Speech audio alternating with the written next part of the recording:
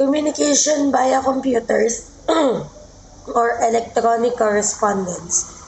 It is known fact that the most of us rely more on computer mediated communication than that of the traditional way of transmitting information.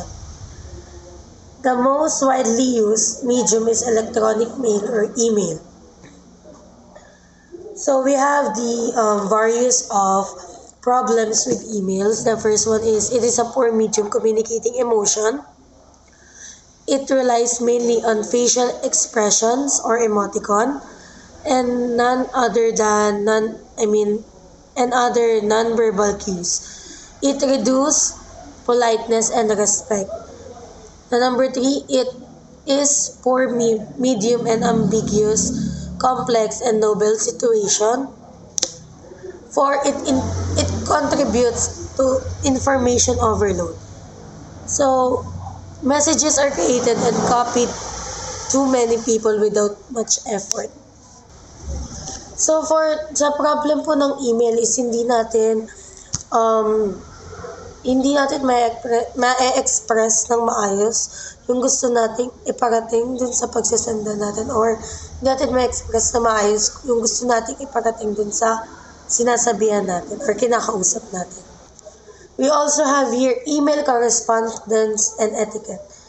So as of 2003, Hassett states that email is appropriate for short, rapid communication.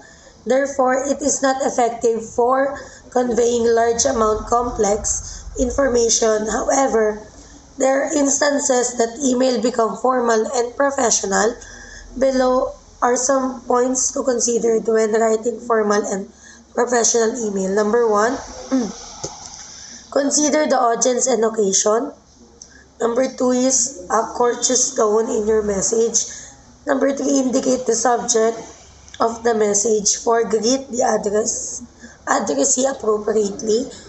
5, organize your thoughts and communicate them clearly and concisely. 6, keep email messages brief and to the point. 7, use proper English grammar and spelling. Proofread before sending.